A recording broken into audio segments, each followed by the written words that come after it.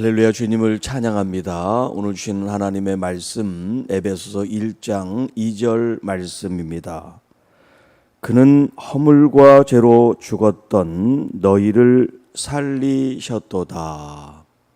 허물과 죄로 죽었던 이란 제목으로 함께 말씀을 나눕니다.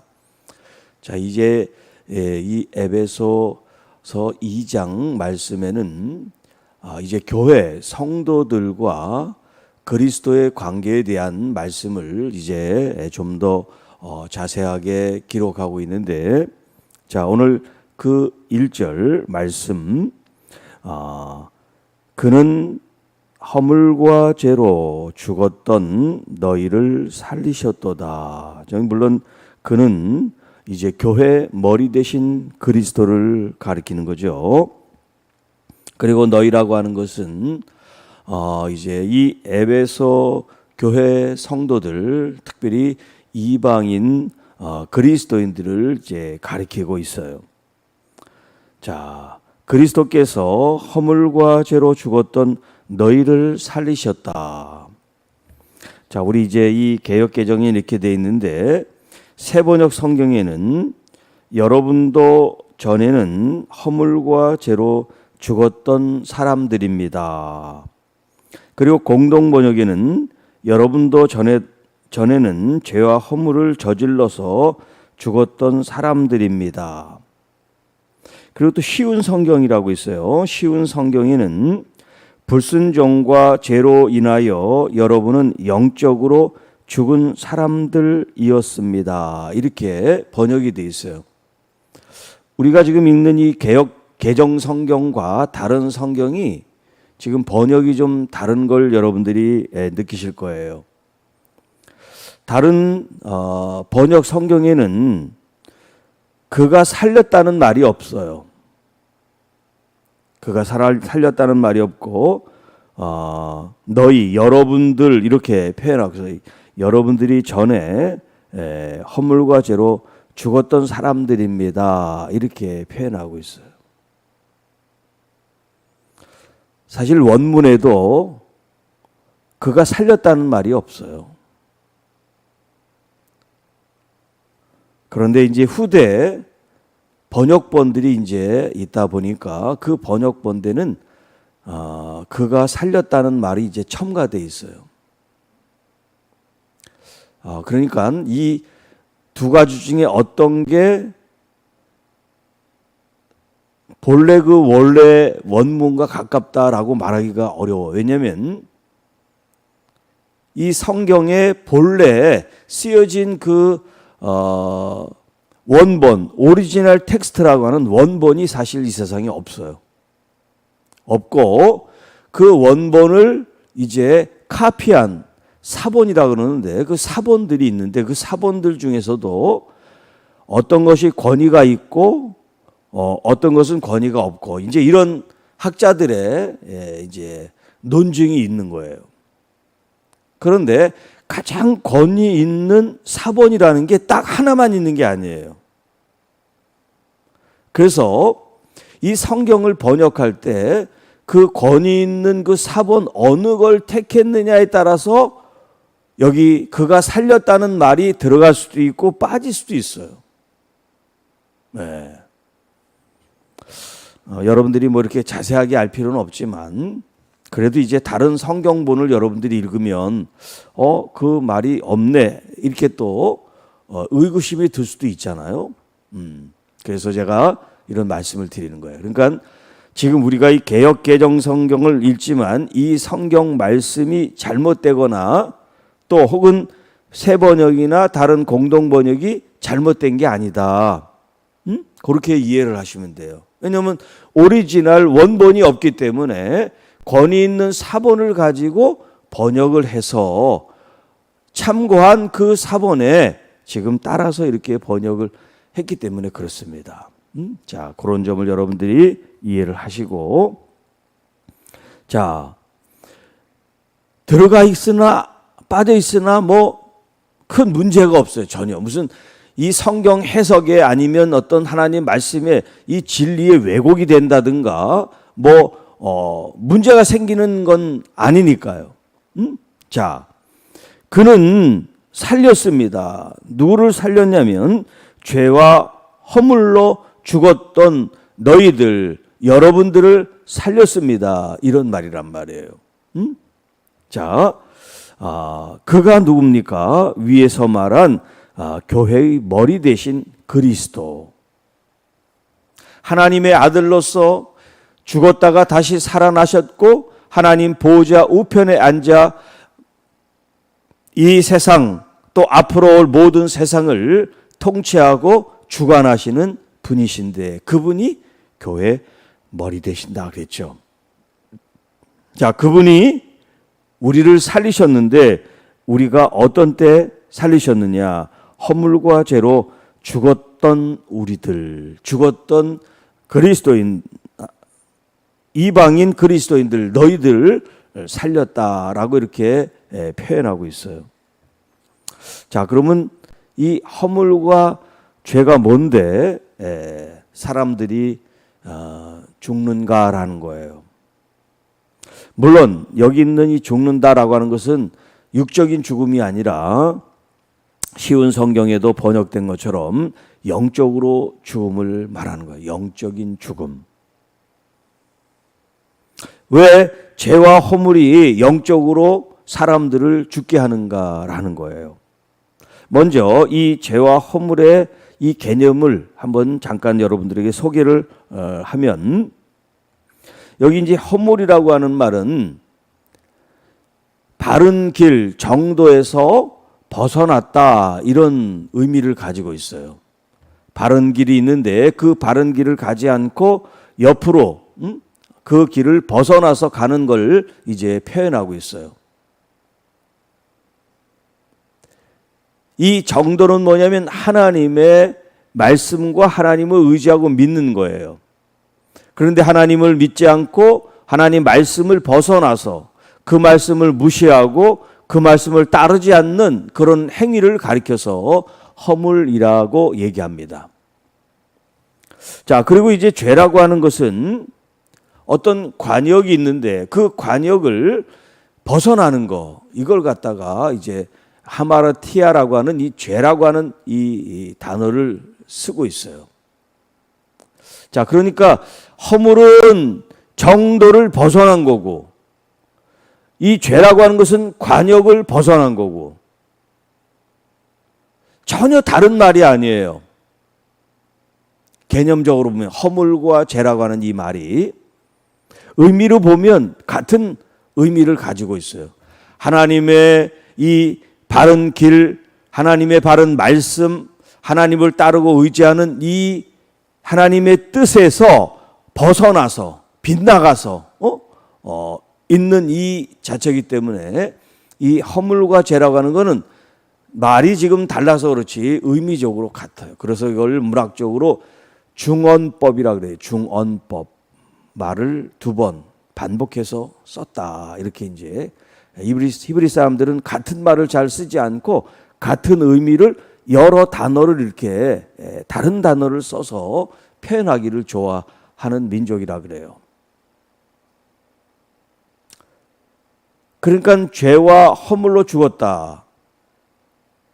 하나님의 말씀, 하나님의 그 우리에게 제시하시는 그 바른 길, 하나님의 거룩한 그 뜻에 순종하지 않고 그 말씀에 불순종하고 그 말씀에 저항하고 반역하고 배반하는 이 하나님의 말씀을 거스리는 그 모든 삶을 가리켜 지금 허물과 죄라라고 말하고 있단 말이에요.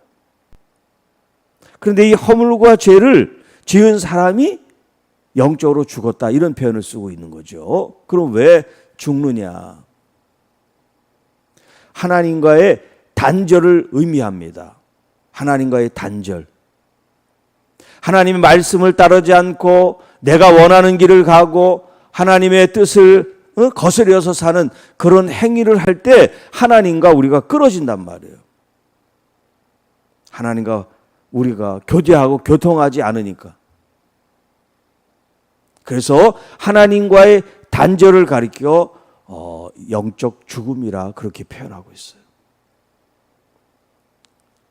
아담과 하와에게 하나님께서 이제 죽음을 말하셨을 때 그 죽음이 뭐냐면 육신적인 죽음이 아니라 영적인 죽음이란 말이에요.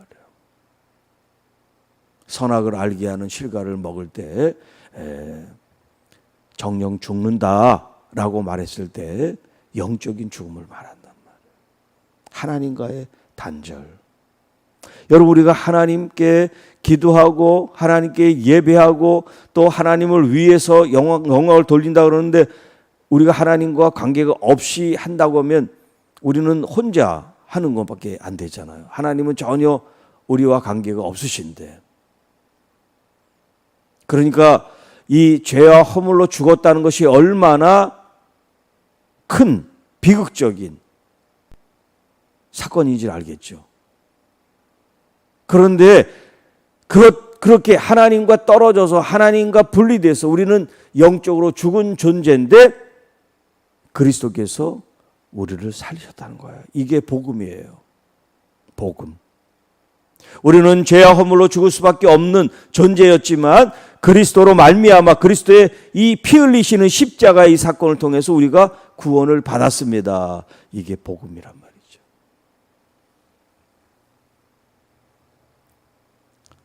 자, 그래서 이제 성경에 보면 이 죄와 허물이란 말이 같이 이렇게 한 관용구처럼 여러 말씀에 쓰임을 받고 있어요.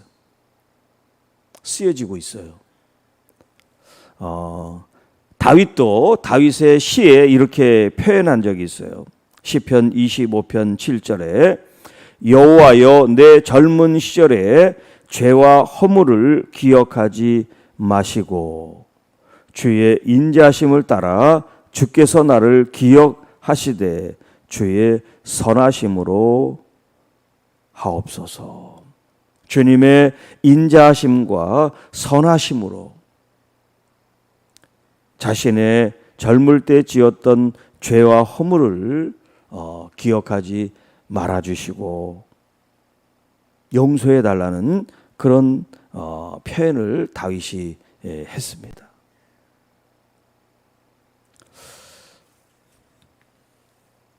이것이 이제 우리의 이전의 모습이란 말이에요. 이전에 이 에베소 교회 성도들의 이전의 모습. 예수 그리스도를 믿기 전에는 모두가 다 하나님의 진노와 심판을 받고 죽을 수밖에 없는 존재였습니다. 그런데 예수 그리스도께서 우리를 살려주셨습니다.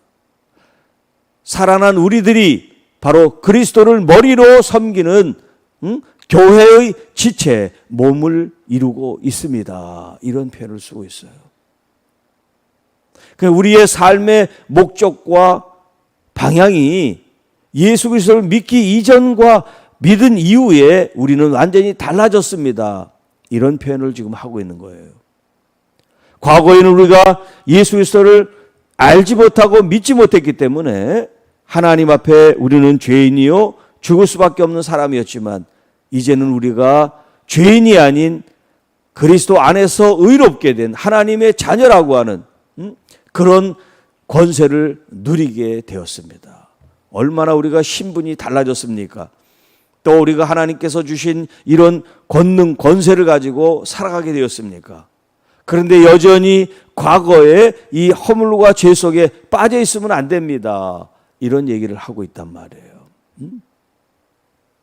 자, 오늘 여러분들이 영적으로 살아있는 자, 죽은 자가 아니라 살아있는 자, 그래서 그리스도로 말미암아 살아난 이 생명을 누구를 위해서? 그리스도를 위해서, 그리스도와 함께 살아가는 그런 교회의 몸으로서 머리 대신 그리스도를 위하고 그리스도를 존중하고 그리스도를 따르는 사람들이 될 때 교회가 진짜 교회가 되는 거예요. 주님이 원하시고 바라시고 또 주님께서 우리를 이끄시고 인도하시는 그런 교회, 그런 성도, 여러분 한 사람 한 사람들이 되어질 수 있기를 축복합니다. 우리 머리부터 발끝까지 우리 몸이 다 연결돼 있잖아요. 만약에 그 연결고리가 끊어졌다면 뭐 마비가 오거나 뭔가 문제가 있는 거지, 우리 몸에. 건강하다는 뜻은 모든 이 몸의 각 지체마다 기관마다 다 연결이 됐단 말이에요. 심줄과 신경세포들이 연결돼서 머리에서 생각하고 원하는 것들을 이 몸에서 표현하잖아요. 여러분, 우리 주님께 정말 교회가 주님과 함께 연합이 되고 하나가 돼서 다 그렇게 아주 세미한 구석구석 연결이 돼서 주님의 뜻으로 일사불란하게 주님의 그 뜻으로 일관되게 유기적으로 움직여 나간다면 얼마나 아름답고 은혜롭고 또 완벽한 교회 모습이라고 할 수 있지 않겠는가 하는 거예요. 그런 뜻에서 여러분, 우리가 날마다 기도하고 영으로 기도하면서 여러분들이 기도할 제목은 나의 뜻이 아니라 주님의 뜻이 오늘도 우리와 교회와 이 민족 가운데 함께 하옵소서. 그런 기도와 함께 여러분들이 그 주님께 순종하는, 주의 말씀에 순종하는 그런 자세와 태도를 가지고 여러분들이 살아갈 때 그런 아름다운 열매, 풍성한 열매를 맺게 될 줄로 믿습니다. 오늘 하루도 주님을 모시고 살아가는 한 그리스도의 지체로서 이 교회를 아름답게, 영화롭게, 거룩하게 이루어가는 여러분들이 되시기를 주님의 이름으로 축복합니다. 주 하나님 아버지, 감사합니다. 허물과 죄로 죽었던 우리들을 예수 그리스도를 통하여 구원해 주시고 속량해 주시고 대속해 주셔서 새 생명을 가지고 교회의 몸으로서 한 지체로 저희들이 거룩한 하나님의 말씀을 따르고 순종하며 아름다운 열매 맺게 하심을 감사합니다. 우리의 신분과 자격이 또 우리의 권한과 능력이 그리스도 안에서 새로워 주어진 이 아름답고 놀라운 역사와 이 일이 교회를 위해서, 하나님 나라를 위해서 온전히 쓰임받게 인도해 주시고 역사하여 주옵소서. 오늘도 성령 하나님 안에서 주의 말씀을 저희들이 더욱 기억하며 나의 주 나의 하나님 예수 그리스도를 더욱 높여 영광 존귀 돌리는 하나님의 귀한 자녀들 되게 하옵소서. 이 모든 말씀 우리를 구원해 주신 우리 구주 예수님의 이름으로 감사하며 축복하며 기도하옵나이다. 아멘.